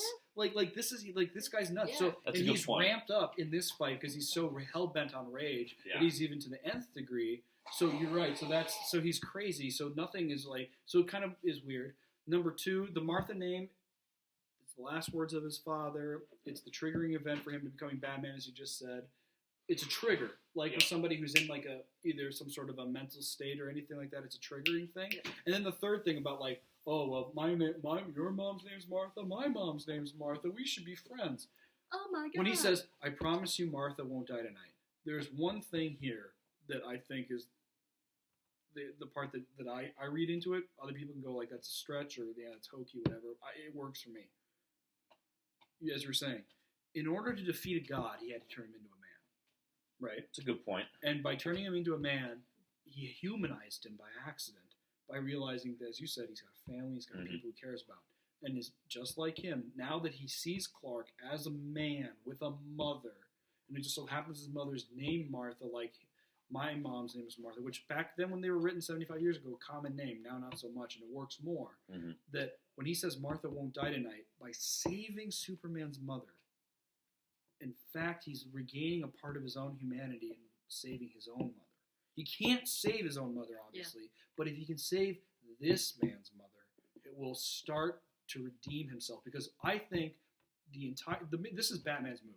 This is not a Man of Steel sequel. Even though I really agree. think it's Batman's movie because Batman is dark. And this said that this Batman's too dark. We'll get into this later. He's too dark. He's too scary. He's killing people. Whatever. He's branding people. The brand is a death sentence in prison. All this shit. It works for me because what I think is happening is we are watching Bruce Wayne from the death of Robin that turned him into the dark Batman until this moment of Batman v Superman. He's been the darkest Batman stories we've ever known. This is the redemption of Bruce Wayne because in the redemption of Batman, which he's going to go back a little bit from, he's still going to beat people up. He's not going to brand people because he doesn't brand Luthor. Right. At the end. He doesn't do that. He's going to, when he says, I failed him in death, but I'm not going to fail him, or I failed him in life, but I won't fail him in death. Yeah. It's like, well, you barely knew this fucking guy. You tried to kill him like 3 days ago. Right. But it's a trigger or whatever like that, and he's going to come back to the light a little bit. He's going to do other things. We'll get into it later. But it works for me, the Martha moment, because it's just, it's kind of Shakespearean poetic that if he can save Martha, he's saving a little bit of his own humanity, and he's saving this man who used to be a god, because that's the first time he calls him a man. I think, like the entire time he's like, "You're not a man." He keeps calling him it a god Yeah. thing. But until after that moment, then he starts to see Clark Kent as So a it man. humanizes him. And Yeah. it humanizes him. And he starts to recognize him as a human being, which is very interesting. So then we get into the other part. We get into the cool crap, which is Batman, that factory scene. We see it's like, I like how Alfred, I like this moment of like, well, how does he know where Martha is so fast? Alfred's just been listening in the entire time, and the cow goes, sorry for snooping, but after that, I've just been tracking that phone, so I know exactly where we are. So this is the part where I officially went off the Team Bale wagon, and I am now on the Affleck as Batman wagon. Like this is a whole movie, but this fight. The factory scene? The factory scene, that is what Batman should be. I mean, I love the Nolan films. The Nolan films, story-wise, plot-wise, they're great. They are brilliant films. But the one thing that they always lacked was action. And to me, there needs to be Batman action. And this movie, even this little snippet, delivered everything I ever wanted to see in a Batman film. That 4-minute fight is the best Batman movie I've ever seen. Yeah, exactly. No, I'm just going to tell you right now, it was great. I like the Bane fight in Dark Knight Rises. Yeah, I hate everything else about that movie, but I like the Bane fight in Dark Knight Rises, the first one. Yeah. That's pretty awesome, but you're right. Everything else is just kind of... This one is straight out of, like, Arkham Asylum video game. Exactly. It really is. It really is. And Batman is the guy who can drop into the middle of a room with 25 armed people and beat them all. Yeah. And I love it. Yeah, and I mean, like, yeah. So, you know, there was a reviewer that a friend of mine forwarded to me, and he's basically arguing how it's so unrealistic that someone can, you know, pop out of the ceiling. I don't know. He was making some really stupid points because it's like... he uses his grapple gun. Yeah, well, no, but he's basically saying, like, how... Basically what he's doing, he's not using his imagination. This is a comic book movie. This isn't freaking 1980s like spy movies. Okay, this is fantasy. This isn't the real thing. We live in a world where a man shoots lasers out of his eyes. Yeah, I know exactly. So I don't know, but just if any of you ever thought like and watching this movie and thinking like, oh, that's super fake, that's super unrealistic. It's like it's a comic book movie. Yeah. So, anyways, no, this is a great fight. This is a great fight scene. I love the scene though when that was cool. He's down to the last two. And they're waiting for him to come through the door, and he just rips the guy through the wall. Yep. Straight out of Dark Knight Rises. Yep, I heard that. And then it's like, and the other thing, too, of like, it's out of Dark Knight Rises, the mutants are putting a gun to a kid's head. So it's Martha's head, though, with the flamethrower. And he goes, you don't think I'll do it, man? You don't think I'll do it? I'll do it. And he goes, I believe you. And then, like, you know, he, in this movie, shoots the gas tank and jumps on top of Martha. His suit is weaponized to block fire so he can save her. That's another thing about this Batman, bulletproof outfit. You'd think, right? Like, I mean, like, Christian Bale's was bulletproof to a point, but there were gaps that you could be hurt with. Yeah. Like, I'll admit, like, when I saw the outfit, I was like, that's cool, but look at that helmet. Like, he's not going to be able to turn his head. And the fact that it's a metal mask, like a motorcycle helmet, like Bale's was, and he pulls the cloth over it, which is the Kevlar lining, which is what blocks the knives and gunfire. Yeah. So he can move his head. I mean, it's the best looking batsuit I've ever seen. Yeah, I like the batsuit. But it's amazing to me because it looks right out of the comics. Mm-hmm. He saves Martha. Martha's safe. He joins Superman at the ship in Metropolis. Again, I like why they're across the bay from each other because it makes sense as to how they can show up so fucking fast. Yep. In the meantime, this is a little weird that, like, while all this shit's happening, Wonder Woman's reading an email from Bruce and then, like, sees the cameos of the Justice League people. Yeah. You know, whatever. And then Doomsday shows up. A mutated version of Zod's body mixed with human DNA, the Abomination, Desecration without name. Luthor calls it his Doomsday weapon, or whatever. Doomsday shows up, starts fighting Superman. I will say, I like how Doomsday gets stronger every time they attack him. That's true, because originally Doomsday is starts off as like essentially a defenseless kid. You know what Doomsday is? It's the machine in The Incredibles. Oh, yeah. Every time a thing defeats it, it learns and adapts. That's what it is. It's the Borg. It's a weapon. So it's Adaptoid from the Marvel. Yeah. So that's what it is, and that's how it gets so strong. Is that every time you kill it, it just learns to be impervious to that thing. Yeah. That one thing that killed it, and just like it's thousands of generations of rebirth to that. So you get a variation of that. That every time they kind of kill it, it grows and learns. I don't like the plasma bursts. Yeah. But they're fighting it. Bruce Wayne's like, oh shit, it's Kryptonian. I need the weapons. I gotta go back to Gotham. He lures it to Gotham. We get Superman taking it into space right away. I like to avoid collateral damage out of Metropolis. We get the whole because apparently all of Gotham is abandoned. Half of Metropolis because it's 7 p.m.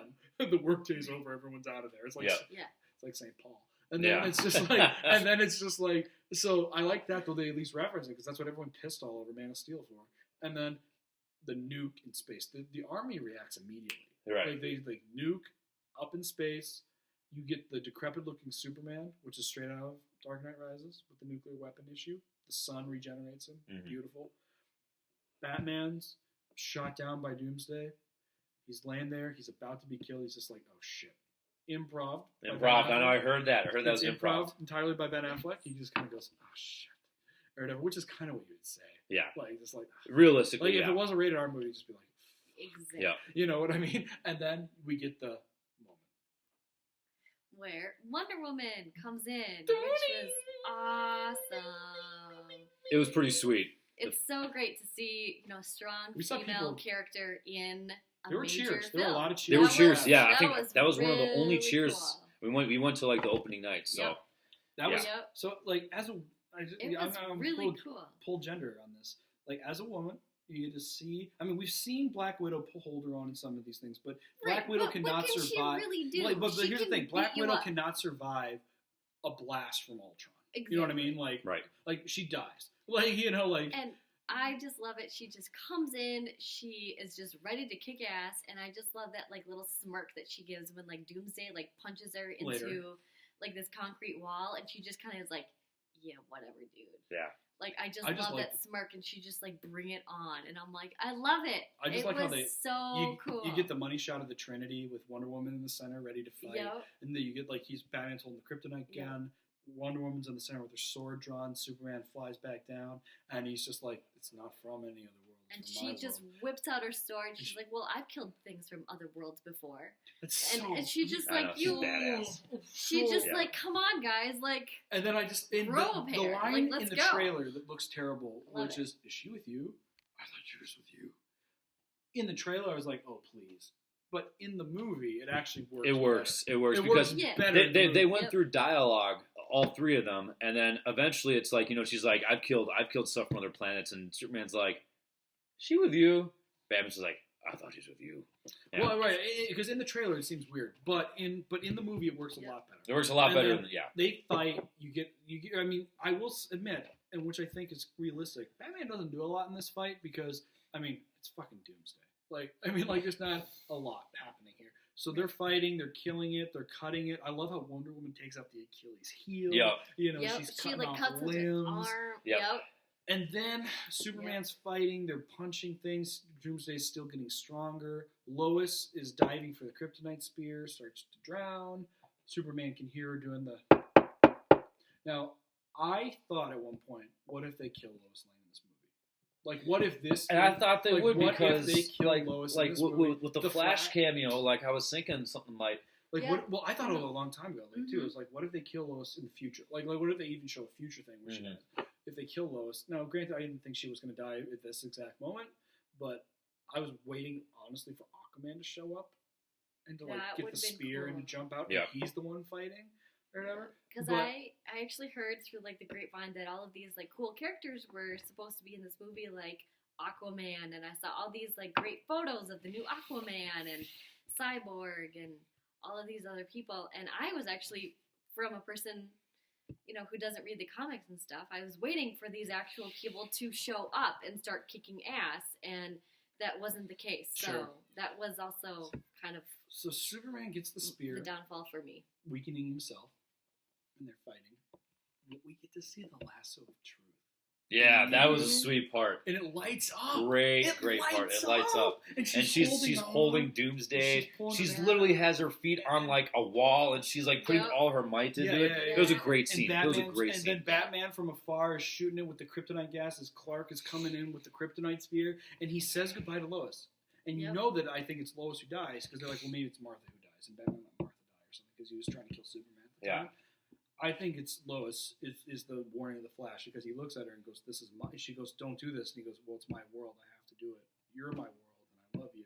Yeah. You have the tender moment, which I think worked for me because I think that Lois and Clark's relationship in this movie is better than what we saw in Man of Steel. Oh yeah. Like in Man of Steel, they didn't spend a whole shit ton of time together, and it just didn't really work for me.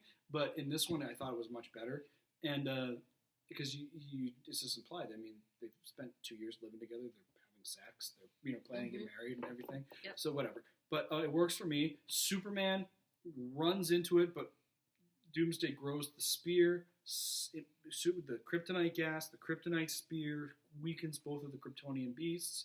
They kill each other differently than what happens in the comics, but very similar. You get the spear through Superman. Superman gets stabbed in the chest with the bone, or whatever, and he stabs Doomsday with the spear, but it's not going in all the way, so Superman has to ram the horn through him even further. To get him closer. To get close enough Yep. to really kill Doomsday. They die. They both die. They drop dead. I'm like, we're throwing the death of Superman into this fucking movie. Like, I can't believe this was happening. And then, here's imagery that I like, that I don't know if I haven't heard any of the reviewers talk about, which makes me feel better about myself, is when Batman defeats Superman in the film, and he picks him up by the face and like throws him over his shoulder and then throws him down the hole or whatever like that right before he's about to spear him to get him down there to where the spear is and fight in the armored suit. Yeah. Remember, he just kind of picks him up and Right. without any remorse, he's throws Like him down like that, kind of rock bottoms him down there a little bit. Contrast: once Superman's dead, what does Batman do? Folds his arms over him. And he's picking him up and gently laying him into Wonder Woman's arms to put him into Lois's arms with care. Like, the thing of like, enemy, piece of trash, gonna beat the shit out of you, to now fallen comrade, warrior kind of thing. And I like how tall, like, when I saw Wonder Woman's outfit and she's wearing like platforms, because like Gal Gadot is tall, but she's not Ben Affleck tall. Right. In that shot, when Lois is holding the dead Superman, which is out of the comics, and Batman and Wonder Woman are standing side by side, she looks as tall as he does. Which in the comics, Wonder Woman is almost as tall as Batman and Superman.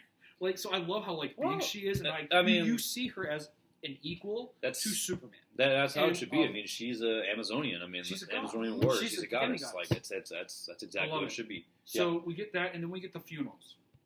So we get the dual funerals. Right. We get the black coffin with the chrome S Superman S in DC, and then we get the simple small town Smallville funeral for the where the body really is, because that's who Clark really was. Exactly. And we get to see that. And they have that tender moment between Martha and Lois. That she pulls out a ring, and clearly, Clark was gonna. Clark really loved her. I'm glad they didn't throw a pregnancy into that. Yeah. And, that would have been really hokey if she had one pregnant. Right. Yeah. Yeah, I agree. And I think that tender moment between those two was really sweet. And it really showed that, over the 2 years, she really got to know Martha, and she got close to Martha. And, it was a tragedy that they both now have to face together. And then they're walking side by side. Yep. Like in the march. Yep. We have the funeral. Batman says, I failed him in life, I won't fail him in death.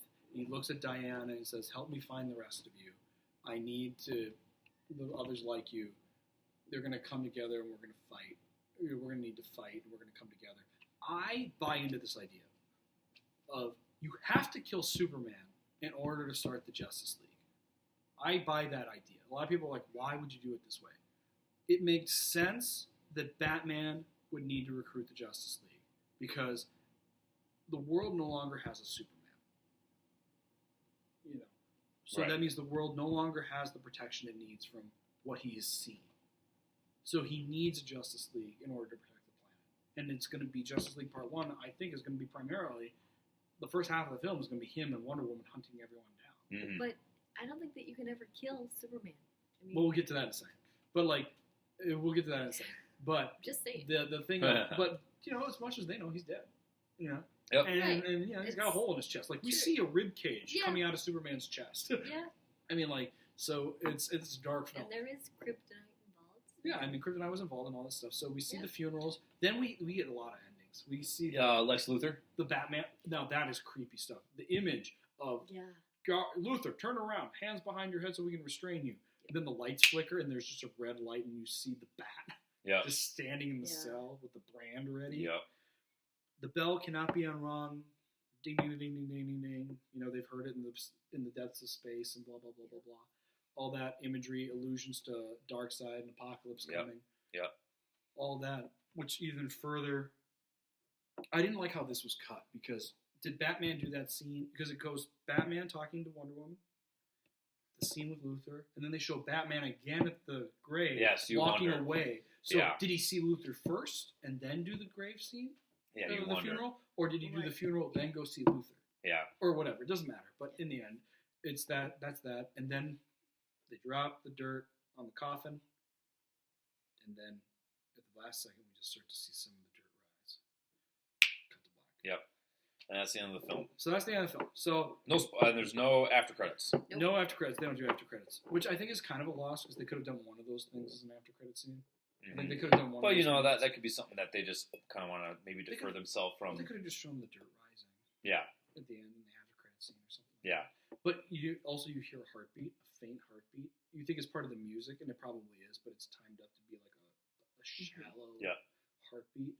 So he's coming back. I heard a rumor that Superman's the bad guy in Justice League. Really? Part 1. That I hear a rumor that he ends up becoming an agent of Darkseid. Interesting. Like he's corrupted and becomes an agent of Darkseid. But he's not quite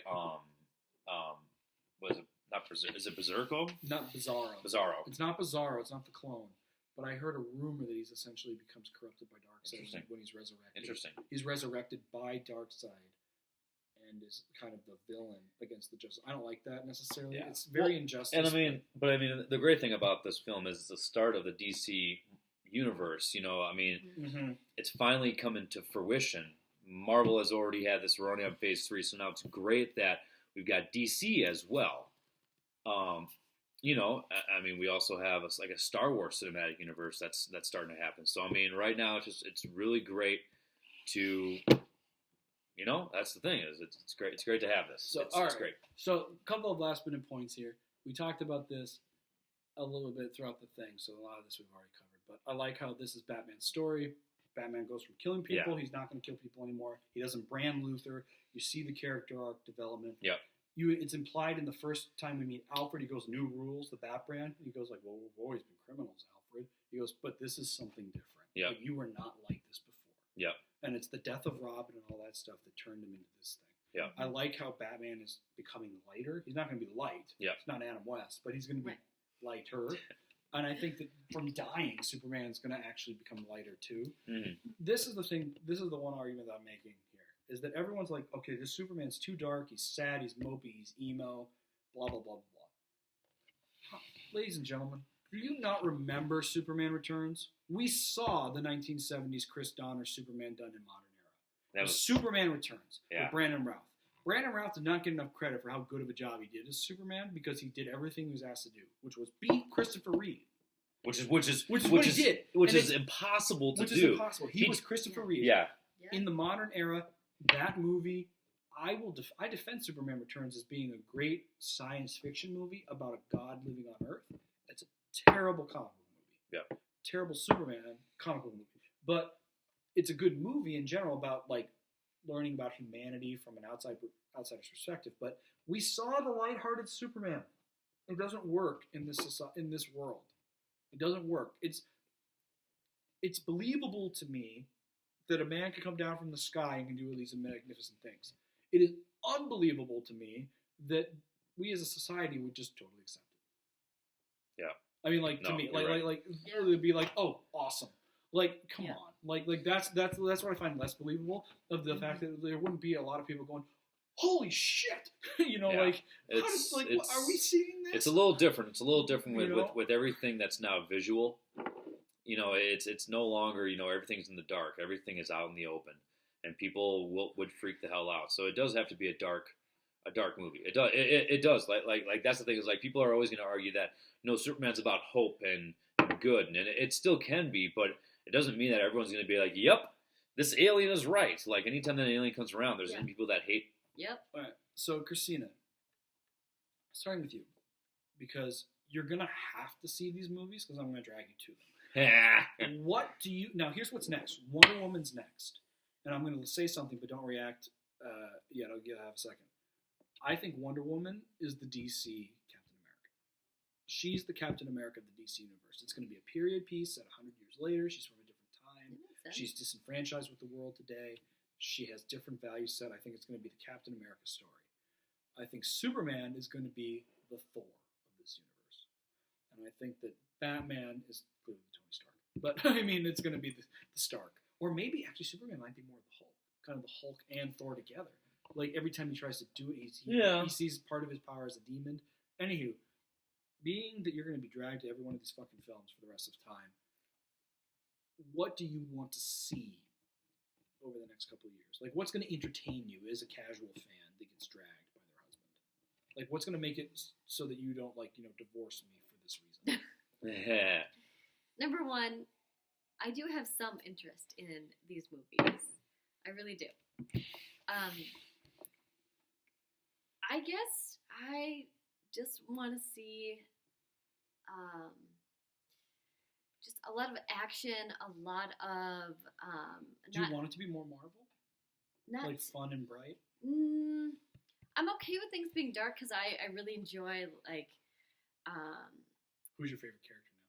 Well, okay, so I recently watched... Daredevil.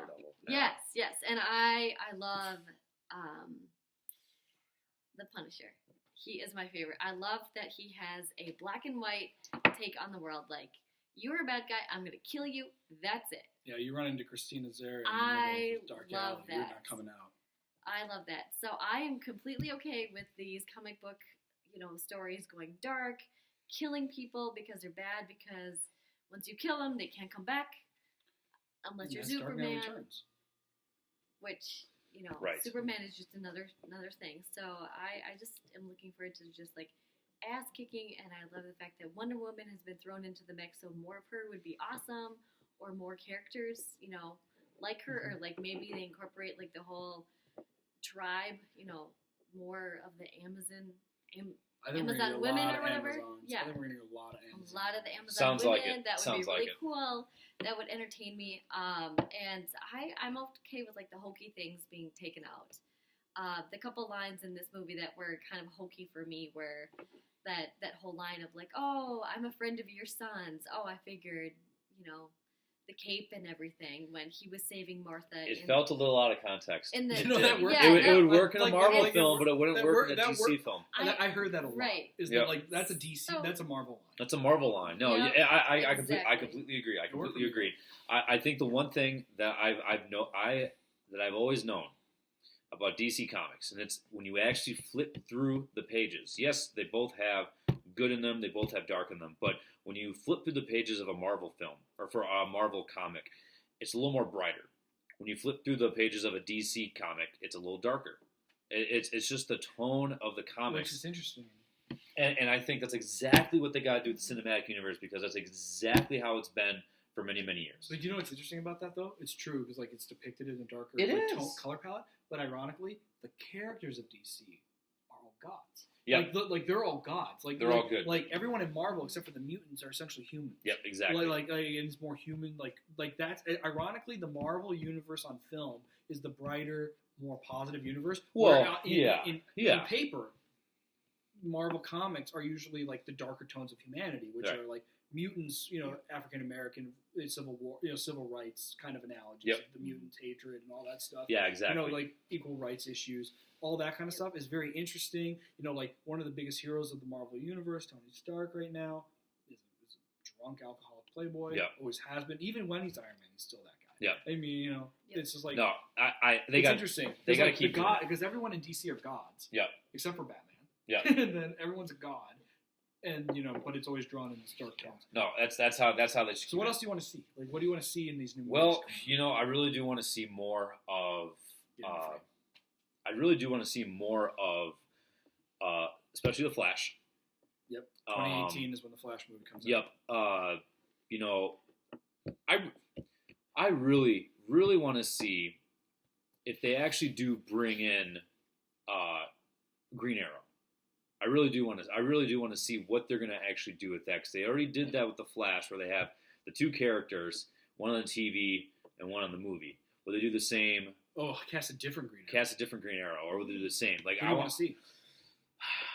You know what? I have no idea. I really don't know too much about Oliver Queen. I don't watch the Green Arrow show either, so I really don't know too much. On television, he's essentially their Batman. Oh, okay. Like he's the billionaire playboy. Lost, comes back. Well, here's what I want to see. I have been hearing rumors. I swear for the last 3 years, maybe 4 years, about Shazam and Black Bolt. It's Black Adam. Black Adam. Sorry, yeah. Shazam and Black Adam. Yeah. Sorry, The Black Rock Bolt. is cast as Black Adam. Yeah. So like, I want to see that. Like I know a little bit about Shazam. I think that'd be sweet. I don't think Shazam's happening. No. I think that here's what I think is going to happen: is The Rock originally wanted to play Lobo, who's like a bounty hunter at DC, kind of Guardians of the Galaxy. Yeah, I know Lobo. Yep. And they didn't have the rights to him. Mm-hmm. They got the rights back. Oh, okay. So that'll probably be. I think they're going to table Shazam because they announced The Rock years ago. Yeah, years ago. And his movie doesn't come out for another 5 years. Right. And it's just one of those things that I think they locked The Rock in because he was being courted by Marvel. Oh. And they had to lock him in. Because of the disaster that was the Ryan Reynolds Green Lantern, I want to see them do Green Lantern right. They're doing that. Yeah. So that's what I think the end of Justice League. Yeah. See, I think the Green Lanterns show up at the end of Justice League. I think that is what I'm probably more excited about than anyone else. I just realized that Green Lantern because I was really excited about the Ryan Reynolds film, and then it was complete shark. It was a horrible film. It was a bad movie. So I'm really excited about what this darker tone would be for the Green Lantern, and I actually want them to. I actually don't want Hal Jordan. I want John Stewart, the black one. Oh, I think you're gonna get them both. Okay, because they called it the Green Lantern Corps. Okay, title. Well, so you're gonna get multiple lanterns. Yeah, that's amazing. Yeah, okay, so that's what I'm excited about. That's amazing. Suicide Squad too. Yeah, I'm excited. You know, I will say. Ironically, that's the movie I look least forward to. But the reason I look forward to it now is because I know that Batman's going to be in it. I think he's going to be a cameo, though. I don't think he's going to be in it. I think they showed that to sell the movie. Oh, really? Yeah, I don't think he's going to be in it a lot. Well, still, like even just kind seeing of him a little bit. I think he'll be in the background, and I think they'll show him capturing the Joker. I know. I can't wait to see Joker. Super creepy, super crazy, super messed up. Jared Leto Joker is my favorite. I love all of the trailers that have come out for it. I've seen them, and I love that dark, creepy, messed up, twisted Joker. Because we really haven't seen much of the Joker since Heath Ledger. Exactly. And well, I mean that's the other thing too. The Joker's and he's supposed to be there is no crazy. Joker. There is no Batman without a Joker. Exactly. I mean, like he's defined. I'm super excited for that movie. And yeah, I mean, that's the thing too is that this Joker has killed Robin. Well, like that, like that's the thing too. Like this Joker killed Robin, like which is Batman's effectively his son. Yeah. So that's interesting to me. What I want to see, there are lots of things I want to see. A couple of key things. Piggybacking on your Lantern movie, I want to see the lanterns. I want to see multiple lanterns. I think I told you this. I want the Green Lanterns. I want essentially Men in Black, but Green Lanterns. Okay. I want Men in Black meet Lethal Weapon. I want Jon Stewart to be the seasoned Lantern recruiting a younger Hal Jordan to be the Green Lantern, to be the new Green Lantern. That'd be kind of cool. I want the two of them to be essentially a buddy cop movie in fucking space. Yeah, that'd be cool. Protecting the galaxy. You have the hothead rogue fighter pilot, Hal Jordan. You have the seasoned Army veteran soldier, who's like the Marine in Jon Stewart. I think that could be really awesome. Green Arrow. I don't know if they'll do Arrow in the cinematic universe. If they do, I saw fan art for two people, and both of them look amazing. Fan art was taking Leo DiCaprio from the Revenant poster and putting him in the hood for like the old Oliver. Okay, that's a lot of star power. But DC's hiring all these Oscar-winning people. Yeah, but I don't know. That's a lot of people. I don't think think that's Leo. DiCaprio has said he wants to do a comic. Oh, really? Okay. They wanted DiCaprio. At one point, they were considering DiCaprio. I think for the Green Lantern. Okay. At one point, but not this upcoming one, but the Reynolds one. At one point, they were talking about DiCaprio. They wanted DiCaprio also to play another Riddler. They wanted him to. They were considering the Riddler for Nolan film, and then they were also considering. Think about this: DiCaprio was on the short list for Lucas for Star Wars, but he was too well known. Huh? Think about DiCaprio being Hayden Christensen instead. Oh well, that would change probably the whole aspect of the. But just keep in mind. So DiCaprio has had the desire to be a part of a comic books universe kind of a thing. Yeah. If they do Oliver Queen, which is a billionaire company, in Star City and all this stuff, you put Matt Damon. Huh. You make Matt Damon Oliver Queen. Huh. You have Bruce and Oliver being friends their entire lives. They were in prep schools together and all this stuff. And you put Affleck and you put Matt Damon. And you have Bruce Wayne relying on the Queens for support, stability, just from a personal level, to help being raised. You put Matt Damon in that as the Green Arrow. If you do Green Arrow, I don't think they'll ever do it, but if they do, how do you like them apples? Yeah, exactly. How do you like them apples? And then I think you do. What else? What else do I want to see? I want to see the Injustice storyline at some point. It doesn't have to be this first thing, but I want to see Injustice, evil Superman, and the Justice League having to take him out. I want to see that as one thing, but the biggest thing is the Flash. We didn't even talk about Cyborg. Cyborg is brought to life by a mother box, which is a dark side tool. That's what that box does. Yeah. So Cyborg, the way that I heard them talk about it, Cyborg is more machine than he is man. And he has to fight becoming completely a machine all the time and giving into that. Interesting. So if you think, because I think that's why they put Cyborg in this movie, and everything is like, why are you putting fucking Cyborg in this guy? Right. Thing? Like, there are cooler characters. Why is Cyborg? I think Cyborg is going to be critical to defeating Doomsday. Yeah. Not Doomsday, Darkseid. But in the Flash movie, this is the final thing. What I want to see, damn it, because I love the Flash TV show. And I understand that you want to keep them separate because you want to keep them separate. You don't want to hog tie the TV shows down or the movies down or whatever like that. I understand. I want to see this. Your Flash movie in 2018 better be called Flashpoint Paradox. It better be that. It better be the Flash deciding to go back in time to save his mother.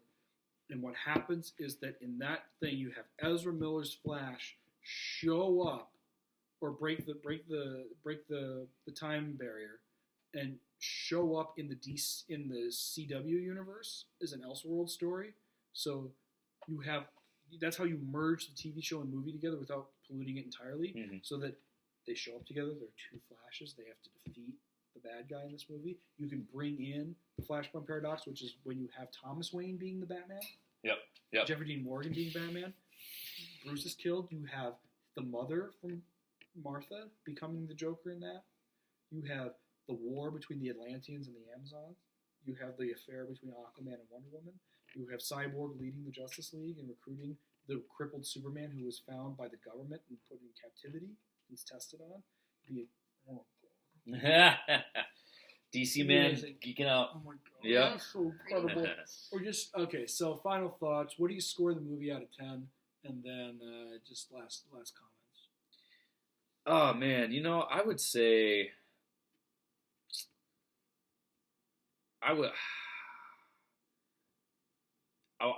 I'm in between 6 and 7 out of 10. So we'll say 6.5 out of 10. Sheer entertainment. That's about common for everybody, I think. Yeah. Sheer entertainment. I mean, okay, no, I would give it about a 68% out of 100. Maybe a 70%. Yeah, 2/3. Yeah. Vastly entertaining. But really, I mean, the best thing I liked about it was Batman. Was Ben Affleck. I mean, really, like it was more enjoyable as a Batman film for me than it was a Batman Superman Justice League type movie. I mean, Wonder Woman was great, but I mean, it just wasn't the full package. But I think going into it, I knew I was going to be like that. I mean, just being someone that doesn't know a lot about the DC universe, I think if I knew a lot more about it, I would have rated it higher. But I was entertained. I mean, that's why I go to the movies, it's to get entertained, and that's what I was. Kristina? I would probably give it about a 5. I was entertained at some points of the movie, but like I said before, it didn't blow my mind. And every comic book movie doesn't have to do that for me. But I just feel like it was so hyped up and so ramped up, and I grew up with Batman, and Superman in my childhood, and I really just thought that those two fighting each other would just be like this big epic thing, and it wasn't to me, which is completely fine. But I do look forward to more comic book movies, and and I think a lot of it too was just myself putting a lot of expectations on the movie itself, which I'm sure a lot of people did. But yeah, I'd say about a 5. And I think I don't think it's your fault. The studio also fed into that. They did. I rate the movie. I give it an 8 out of 10. Definitely problems. I could fix a lot. I think you can re-edit things, make it tighter. The director's cut will be interesting expand to see. on different things, re-edit some things in different places. And maybe I think you could tell a cleaner story. I give it 8 out of 10. I thought I was enjoying almost every minute of the movie the first time. I highly encourage you people to see it more than once, only because when you are stopping, when you know what's going to happen, you're not thinking about that anymore. That's off the table. Now you're just watching it and absorbing more of it. You're getting more saturation. To me, now granted, she did not like it more or less the second time. Like she was kind of the same, maybe even a little less. I love it more though I see it. I love this movie. So I like it a lot. I like Man of Steel. I didn't like Man of Steel the first time I saw it, and I liked it more and more after I watch it. I mean, it's definitely not Force Awakens. It's definitely not the first Avengers movie. But I like it a sure shit lot better than I did Ultron or I agree. Or Dark Knight Rises. So I love it. I think there's a lot of good stuff in there. I think just overall, again, just to put you in my mindset again, I'm the DC fan. I've dressed as Batman for like 8 years, like just in general. I just loved it so much, and that night watching that movie, I mean, Kristina and I met when we were 15. We started dating when we were 16. We've been married now for almost 5 years. And March 24th, when we saw the movie on Thursday night early previews, may have been one of the happiest days of my entire fucking life. It was so awesome that I got to watch Batman and Superman hit each other in the face and then team up with Wonder Woman to beat something else in the face. And then we saw a crazy Lex Luthor, which, depending on how they go in the future, could either really work or really not. I loved it all, and I thought it was really good. I liked Lois Lane. I thought Perry White was really funny. Very J. Jonah Jameson, actually. Very awesome. A little bit like that. I thought it was really funny. Lawrence Fishburne did a great job. I think that's really good. I thought Henry Cavill was really good. I think that moment with the fire in the Capitol was a really good moment of acting. I thought him saying goodbye to Lois was pretty decent. Mm-hmm. I thought the cute moment in the bathtub actually was pretty good. It worked for me, just because they are normal people and stuff. I liked it all. I liked Bruce Wayne's Batman. I loved the Alfred. I loved the fact that this Batman will break your neck. He'll break your bones. He'll hurt you if you hurt others. I liked all of it, and I just want to see more of this. Keep it coming. Keep it coming. I do think after Justice League Part 1, though, Zack Snyder needs to stop being the directors. I think that we are at risk of having Snyder being in charge of all of it. He'll get burnt out. Like Nolan got burnt out in Dark Knight Rises. Like Sam Raimi got burnt out in Spider-Man. Like Joss Whedon got burnt out with Ultron. He'll have too many demands on him that he won't be able to tell the story he wants anymore, and he's going to stop caring. I think also another thing was Affleck in it. You bring all. That's why I like the slate moving forward. You have different directors for every one of these movies. The Wonder Woman movie is Wonder Woman. Justin Lin is doing Aquaman. You have Ben Affleck probably doing the Batman. You have Justice League Part 2. I hear Justice League Part 1 is being produced. One of the producers is George Miller. Oh, okay. As a Mad Max, who was trying to do a Justice League movie a long time ago. I hear the reason they're bringing him a producer now is to get him caught up so that he can direct Justice League 2. See, I'd be fine with that because I think I don't want Snyder. Fresh ideas, fresh blood. Yeah, I just exactly because if there's one thing that I was really bummed out as a Marvel fan was and again, I'm not a big Joss Whedon fan. I was not a fan of Buffy. I was not a fan of Firefly. I did not like Joss Whedon. Whatever. Yeah, he's not a fan of him. I'm not a fan of Joss Whedon. When I saw the first Avengers movie, I liked it. Like I thought it was pretty cool and everything like that. And then I saw Age of Ultron, and I thought it was not as good as it could have been. I mean, they depicted that through the trailers as it's going to be like some epic battle. The Empire Strikes Back. Yeah, and it wasn't. I think Captain America's going to be the Empire Strikes Back. The Civil War. Yeah, see, Civil War I think is going to outshine all those Avengers movies. And they're already simply dark. Right. Simply because of the Russo brothers. I think the Russo brothers are a nice fresh take on this universe now. And they should be done after Infinity Wars. But I think Joss was good for the first one, bringing it all together and making it comical. But I really feel like Age of Ultron was just a little too comical for the actual premise of Ultron. I don't want to get too much Marvel because this is a Batman Superman thing. But do you think? But I mean, I think for Snyder, you really have to bring in some fresh takes. I agree. I agree. Yeah. I think, and I think one of the reasons Ben Affleck said he took the role was to learn how to make this kind of a movie. Yeah. I mean, like, there's a reason they brought this man in. Oh yeah. Like, there's a reason he's there. Yeah. So, I just, the last thing I wanted to say too is overall the other film, the thing about the film too overall is if you're going in to see it, enjoy for what it is. This is not The Godfather. It's not Godfather Part 2. It's not Ultron. It's not Force Awakens. But it's entertaining. I thought it was very entertaining. If you go into the movie wanting to be entertained, you want to see these characters. Yeah. There are other characters in film that I've seen movies of that I've been waiting for a long time to see, and I watched the movie and I was like, "What the fuck is happening?" Crystal Skull. I mean, like, it's really like I just remember watching that and going like, "Why is this a thing?" So, and then also the other thing I would ask is when you watch this movie, understand this is movie 2 of a 10-movie story arc. So like, that's the other thing too is like we are so like it's Man of Steel is 1. This is 2. We're Wonder Woman's 3, Justice League 1, Flash, Aquaman, Shazam, Green Lanterns, Justice League 2. So that's 7 or 8 movies. So it's like the book in Harry Potter that I like the least. I mean, you know, is actually probably book 2. It's like, and you know, it's just kind of like it doesn't even. You're not invested. There's a huge story arc that it's not going to seem like the story is complete, and that's and I predict that 6 months. I predict that 6 months from now, when the director's cut comes out, people are going to like this movie more when they see it in context, when they watch Man of Steel and this back to back. And 5 years from now, I think when we see the whole story arc, if it's as good as what we're being promised, this movie's going to make a shit ton more sense. And people are going to enjoy it a lot more. Yeah, exactly. Because it's the setup movie. It's the exposition movie. You're right. That does it all. Yeah. And it's just like, because they're catching up to Marvel.